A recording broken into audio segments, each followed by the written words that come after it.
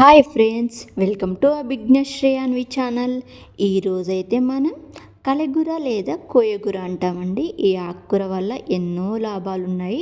ముఖ్యంగా ఐరన్ తక్కువ ఉన్న వాళ్ళైతే ఈ ఆకుకూరని వీక్లీ 2 టైమ్స్ అన్న తీసుకోండి. హెల్త్కి చాలా మంచిది.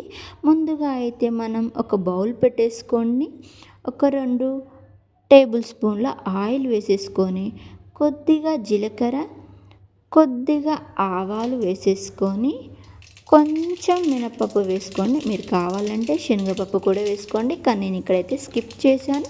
2 ఎండుమిర్చి వేసేసుకొని ఒక బౌల్ ఉల్లిపాయ వేసేసుకొని బాగా ఫ్రై చేసేసుకోండి. ఇలా బ్రౌన్ కలర్ వచ్చేంత వరకు ఫ్రై చేసేసుకొని ఒక 8 సగం కట్ చేసిన పచ్చిమిర్చి అయితే యాడ్ చేసేసుకొని వీటిని కూడా ఒక 1 మినిట్ బాగా ఫ్రై చేసుకోండి.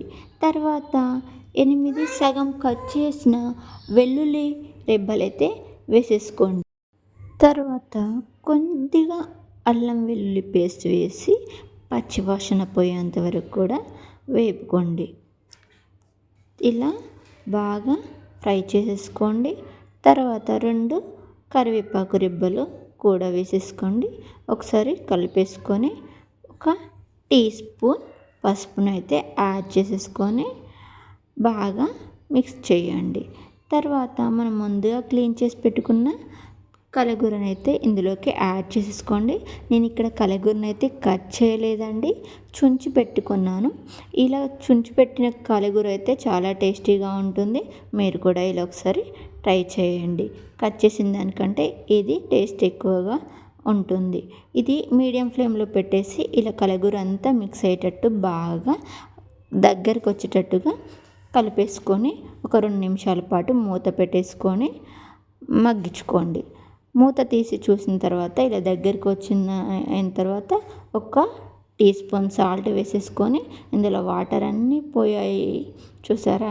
ఇలా వాటర్ అన్నీ పోయిన తర్వాత ఆయిల్ పైకి తేలాక ఒక టీ స్పూన్ కారం వేసేసి బాగా మిక్స్ చేసి ఒక టీ స్పూన్ ధనియాల పౌడర్ అయితే యాడ్ చేసేసుకొని చివరగా కొద్దిగా కొత్తిమీరతో గార్నిష్ చేసేసుకోండి. అంతే, ఎంతో టేస్టీగా ఉండే కలగూర చపాతీలోకైనా అన్నంలోకైనా చాలా బాగుంటుంది.